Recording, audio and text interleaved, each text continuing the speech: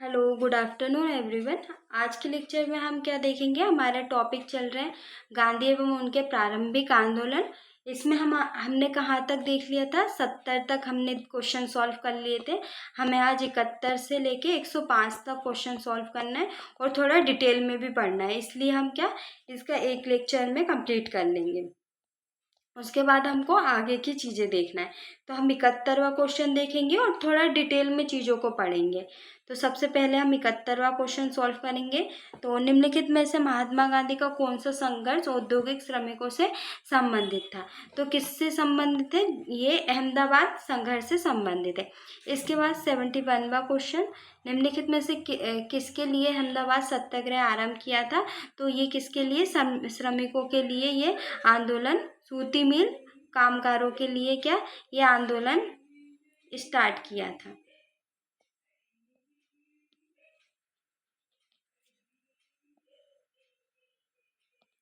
इसका आंसर भी है गांधी। 72वां क्वेश्चन, गांधी जी के ट्रस्टीशिप के सिद्धांत के प्रतिपाद के संबंध में निम्न में से कौन सा युग्म सही है? तो इसमें दक्षिण अफ्रीका 1903 1903 सही है। इसके थोड़ा डिटेल में हम पढ़ लेते हैं। गांधी जी ने वर्ष 1903 में जोहान्सबर्ग में अपनी लॉ फॉर्म स्थापित की थी, जहां वे वर्ष 1910 तक रहे। गांधी जी ने अपने लॉ फॉर्म में ट्रस्टीशिप के सिद्धांतों को लागू किया। विकल्प के लिए तो हमारा कौन सा बी सही है। इसके बाद 73वां, गांधी जी गांधीवादी अर्थव्यवस्था के विषय में निम्नलिखित कथनों में से कौन सा कथन सही नहीं है? वे, तो इसमें से कौन सा? वे यूएसए में एक मशीनीकरण के पक्षधर थे, नहीं थे। तो ये हमारा कथन क्या है? सही नहीं है। तो गांधी जी का विचार था कि प्रत्येक देश की अर्थव्यवस्था वहाँ की जलवायु, भूमि तथा वहाँ के निवासियों के स्वभाव को ध्यान में रखते हुए निश्चित की जानी चाहिए। इन बातों के आधार पर जहाँ तक अमेरिका का संबंध है, उन्होंने वहाँ के मशीनीकरण का विरोध नहीं किया था। इसके बाद 74वां, एम के गांधी के अनुसार अस्पृश्यों का सामाजिक आर्थिक सुधार संपन्न किया जा सकता है। तो किससे? उनके लिए कुटीर उद्योगों को स्थापित कर है ना। तो इसके बारे में हम थोड़ा पढ़ लेते हैं। गांधी जी की अर्थनीति सभी तरह के शोषण का विरोध करती थी, चाहे वह शोषण देश के भीतर एक वर्ग द्वारा दूसरे वर्ग का हो रहा हो या बाहर हो। गांधी जी इसको दूर करने के लिए ऐसी प्रणाली कायम करना चाहते थे जिसमें व्यक्ति अपने मौलिक प्रयत्न के द्वारा स्वतंत्र वातावरण में श्रम और कार्य कर सके। इसके लिए वे स्वदेशी उद्योगों को पुनर्स्थापित करना चाहते थे, ताकि लोगों को पर्याप्त भोजन मिल सके और वे भूख से पीड़ित ना हो। इसके लिए गांधी जी ने कुटीर उद्योगों जैसे गुड़ बनाना, घास कूटना, तेल पेरना, कागज बनाना, चमड़े के काम आदि पर जोर दिया है। इससे गांधी जी का मानना था कि गरीबों और शोषित का आर्थिक और सामाजिक सुधार करने में मदद मिलेगी। इसके बाद हम देखेंगे 75वां question, Gandhian innovation, Gandhi ji का नवाचार का तात्पर्य है। तो ये इसका क्या है? कम निवेश से अधिक उत्पादन, अधिक लोगों के लिए। तो इसका आंसर क्या? हमारा डी सही है। इसके बाद 76वां क्वेश्चन, तो कौन सी घटना सबसे पहले हुई थी? तो सबसे पहले कौन सी घटना हुई थी? सबसे पहले खेड़ा सत्याग्रह। इसमें सबसे पहले हमारा चंपारण सत्याग्रह हुआ था। खेड़ा सत्याग्रह 1918 में, सविनय अवज्ञा आंदोलन 1930, असहयोग 1920, चंपारण 1917। तो इनमें से सबसे पहले कौन सा हुआ था? चंपारण सत्याग्रह। चंपारण सत्याग्रह में क्या हुआ था? नील आंदोलन। इसके बाद हम देखेंगे 77 क्वेश्चन, किसने यूरोपियन नील बागान मालिकों द्वारा किसानों के शोषण की तरह गांधी जी का ध्यान आकर्षित किया? तो किसने? राजकुमार शुक्ल ने किया था, जिसने चंपारण चंपारण सत्याग्रह का क्या किया था, नेतृत्व किया था। बाद में गांधी जी ने इनकी क्या सहायता की थी। गांधी जी का जो वास्तविक सत्याग्रह था वो क्या कौन सा था, खेड़ा सत्याग्रह था। बाकी जो प्रारंभ उन्होंने किया था तो चंपारण के किसान आंदोलन से उन्होंने प्रारंभ किया था। 78वां क्वेश्चन, चंपारण में इंडिगो के किसानों की दशा की और गांधी जी का ध्यान किसने आकर्षित किया था, तो ये अभी हमने देखा, राजकुमार शुक्ल के द्वारा ध्यान आकर्षित किया।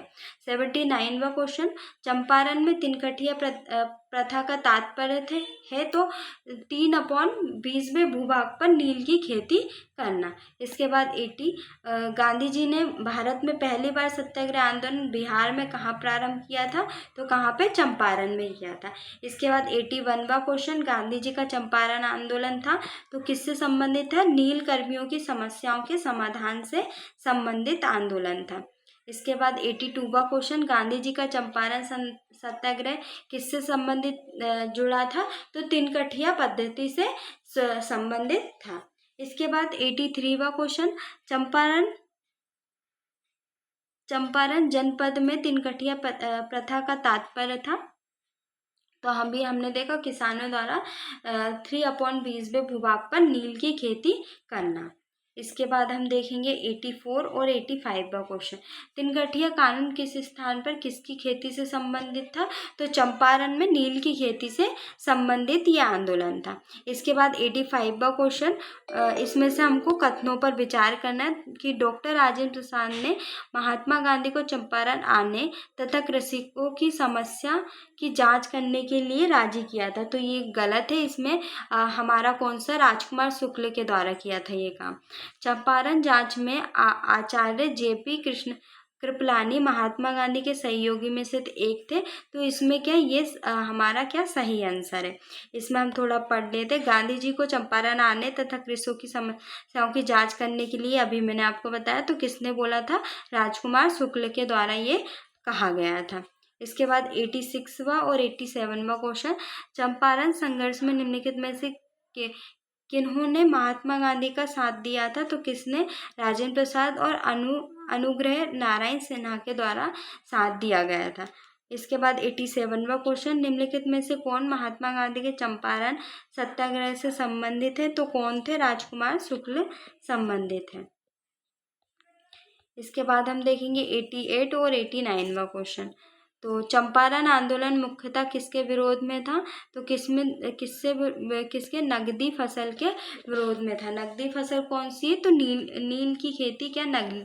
भारत में नियोजित विकास का विरोध किसने किया था, तो किसके द्वारा, महात्मा गांधी के द्वारा ये विरोध किया गया था। इसके बाद हम देखेंगे 90वां क्वेश्चन, चंपारण आंदोलन से कौन संबंधित नहीं था, तो कौन, जयप्रकाश नारायण चंपारण आंदोलन से संबंधित नहीं थे। हम थोड़ा पढ़ लेते हैं। इसके बाद चंपारण आंदोलन 1917 में गांधी जी के साथ राजकुमार शुक्ल, राजेंद्र प्रसाद, अनुग्रह नारायण सिन्हा, जेपी कृपलानी, महादेव देसाई, नरहरि पारेख आदि ने साथ दिया था। जयप्रकाश नारायण चंपारण से संबंधित नहीं थे। इसके बाद 91वां क्वेश्चन, 1917 के चंपारण सत्याग्रह से कौन संबंधित नहीं है, तो अभी हमने देखा, इसमें से राम मनोहर लोहिया इससे संबंधित नहीं है। 92वां क्वेश्चन देखते हैं हम,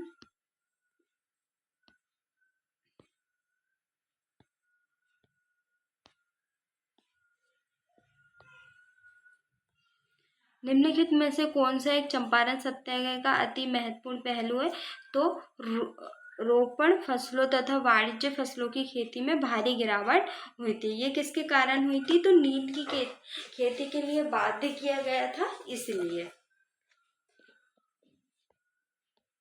इसके बाद हम देखेंगे 93वां क्वेश्चन, तो चंपारण कृषि जांच समिति का सदस्य निम्नलिखित में से कौन नहीं थे, तो कौन नहीं थे, अनुग्रह नारायण नहीं थे। तो इसमें कौन कौन शामिल थे, इसको हम देखते हैं। चंपारण कृषि जांच समिति के अध्यक्ष FC स्लाई थे, जिसके सदस्य DJ रीड, महात्मा गांधी और ये प्रमुख व्यक्ति थे। इसके बाद हम देखेंगे 94 और 95 का क्वेश्चन। तो चंपारण सत्याग्रह के जन आंदोलन की प्रतिक्रिया में ब्रिटिश सरकार ने इस मुद्दे के समाधान के लिए कौन सा कदम उठाया था? तो चंपारण कृषि समिति की स्थापना की गई थी। इसके बाद देखेंगे 95 का क्वेश्चन और 96। दक्षिण अफ्रीका से लौटने के पश्चात गांधी जी ने प्रथम सफल आंदोलन कहाँ पे किया था? तो चंपारण में। इसका आंसर सी है। इसके बाद 96वां, गांधी जी को चंपारण आने का आमंत्रण किसने दिया था? तो राजकुमार शुक्ल के द्वारा ये दिया गया था। इसके बाद हम देखेंगे 97वां क्वेश्चन। तो महात्मा गांधी ने सर्वप्रथम किस किसान आंदोलन में भाग लिया था? तो किसमें? सबसे पहले चंपारण में लिया था 1917। निम्नलिखित स्थानों में से कहाँ महात्मा गांधी ने भारत में सर्वप्रथम? तो कहाँ पे? चंपारण में। बिहार के कौन से स्थान में गांधी जी ने अपना प्रथम? ये भी इसका आंसर भी चंपारण है। इसके बाद हम देखेंगे 100। निम्नलिखित में से किसने नील की खेती के संबंध में चंपारण महात्मा गांधी को? तो इसका आंसर राजकुमार शुक्ल। चंपारण में गांधी जी को आमंत्रण किसने किया था? तो इसका भी क्या हमारा बी आंसर है। इसके बाद हम देखेंगे 102वां क्वेश्चन। निम्नलिखित कथनों में से चंपारण सत्याग्रह के संबंध में जो सही नहीं है? तो यह प्रथम आंदोलन था जिसे एम के गांधी ने संपूर्ण भारत के स्तर पर आरंभ किया था। तो ये संपूर्ण भारत में तो नहीं था। चंपारण नील आंदोलन और राष्ट्रीय नेता कौन थे? तो महात्मा गांधी। इसके बाद हम देखेंगे 104वां क्वेश्चन और 105वां। महात्मा गांधी के चंपारण सत्याग्रह का किसने विरोध किया था? तो किसके द्वारा? NG रंगा के द्वारा विरोध किया था।